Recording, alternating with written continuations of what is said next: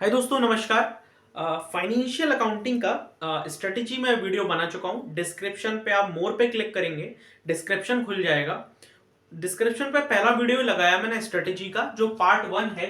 ये part 2 video है। इसको सिर्फ आपको 1 मिनट सुनना है, आपको सारे डाउट क्लियर हो जाएंगे। ठीक है, आई एम रियली सॉरी। सबसे पहले एक्चुअली मैंने आपको फर्स्ट पार्ट में बोला था, स्ट्रेटेजी वीडियो में बोला था फाइनेंशियल अकाउंटिंग के, कि मैं आपको न्यूमेरिकल पे स्टडी करूंगा, रिसर्च करूंगा और फिर आपको बताऊंगा कौन कौन से इंपॉर्टेंट न्यूमेरिकल हैं, वो आप कर लीजिए एग्जाम में और उससे एग्जाम आपका अच्छा हो जाएगा न्यूमेरिकल पार्ट में।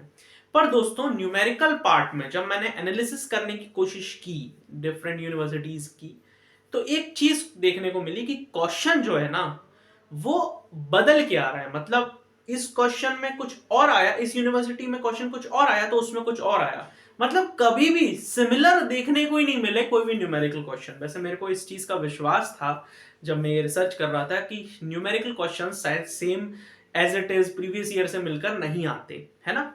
अब जैसे मैं आपको बोल दूं कि आप जर्नल एंट्री कर लीजिए, लेजर कर लीजिए, ट्रायल बैलेंस कर लीजिए, तो ये तो एक ऐसी सलाह हो गई कि आप ये कर लो, तो ये तो टॉपिक है, आप तो जानते हो। पर इनके अंदर तो पूरा एक समुद्र है ना, है कि नहीं। तो आपको मेरी सलाह क्या है, यदि आपका एग्जाम 1 महीने बाद है, सुनना मेरी बात को, क्योंकि वो वाली रिसर्च नहीं हो पाई, मतलब हुई तो है पर उससे क्वेश्चन नहीं निकल पाए। ठीक है, तो यदि आपका एग्जाम 1 महीने बाद, 2 महीने बाद, 3 महीने बाद है, तो आप न्यूमेरिकल का हर एक क्वेश्चन जरूर करो। हर एक क्वेश्चन का मतलब समझ लो, हर टॉपिक से एक क्वेश्चन। जैसे जनरल एंट्री का एक क्वेश्चन कर लो, नहीं आती तो यूट्यूब से सीख लो। ट्रायल बैलेंस का एक क्वेश्चन, लेजर का एक question, departmental account, branch account का एक क्वेश्चन, ऐसे करके जितने भी टॉपिक्स हैं उन सबका एक एक क्वेश्चन। एडजस्टमेंट की एंट्रीज, एक एक क्वेश्चन बस कर लो, एक एक क्वेश्चन बस। यदि आपके पास 1 महीना, 2 महीना, 3 महीने हैं तो। अब यदि आपका जनवरी में ही एग्जाम है और 15 फरवरी के पहले पहले ही एग्जाम है, मतलब 15 फरवरी के भी पहले एग्जाम है आपका, तो आपको सभी को एक सलाह है। सलाह ये है कि आप आइए व्हाट्सएप पर मेरे को मैसेज करिए 8435859835 पर व्हाट्सएप करिए। व्हाट्सएप, ठीक है, 8435859835 पर व्हाट्सएप करिए। और फाइनेंशियल अकाउंटिंग की 2 PDF हैं जो कि 20 रुपीज की हैं। मतलब टोटल आप 20 रुपीज सेंड करिए। इंग्लिश में है कंटेंट, पूरा इंग्लिश में है पूरा कंटेंट। ठीक है, हिंदी मीडियम के लिए आई एम रियली सॉरी, क्योंकि मैं लिखता इंग्लिश में हूं, इसलिए सिर्फ इंग्लिश में अवेलेबल है, हिंदी के लिए में नहीं है। पर आप चाहें तो ट्रांसलेट कर सकते हैं इंपॉर्टेंट क्वेश्चंस को। तो वो PDF लीजिए, 2 PDF 20 रुपीज सेंड करिए। ठीक है, इस पर व्हाट्सएप पे मैसेज कर दीजिए, बाकी चीज मैं आपको वहीं बता दूंगा। 20 रुपीज सेंड करिए और 2 PDF ले लीजिए। यदि आपका 15 फरवरी से पहले पहले एग्जाम है, और जिनका 15 फरवरी के बाद है उन्हें भी यही चीज करनी है, पर जिनका 15 फरवरी से पहले एग्जाम है उनको स्पेशली सिर्फ यही चीज करनी है। जो मैं PDF दे रहा हूं उसके अलावा आपको कहीं और जाना ही नहीं है। पर जिनका 15 फरवरी के बाद एग्जाम होगा फाइनेंशियल अकाउंटिंग का या बाकी सब्जेक्ट्स का, उनको हर एक टॉपिक से न्यूमेरिकल करना है। जैसे कि जनरल एंट्री से एक क्वेश्चन कर लो, मोर देन इनफ है।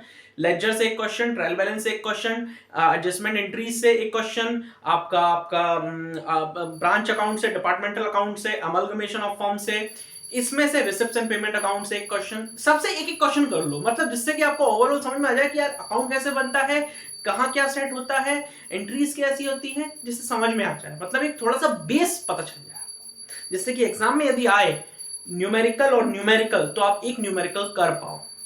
Got it. Thank you so much इस वीडियो को देखने के लिए।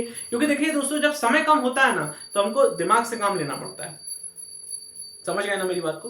बाकी कोई भी आपको डाउट हो, कोई भी क्वेरी हो, तो उसको कमेंट कॉलम में कमेंट करिए, या फिर आप यहां पर भी बता सकते हैं। वैसे कमेंट कॉलम में कमेंट करेंगे तो उसका जल्दी आपको रिप्लाई मिलने की संभावना रहती है।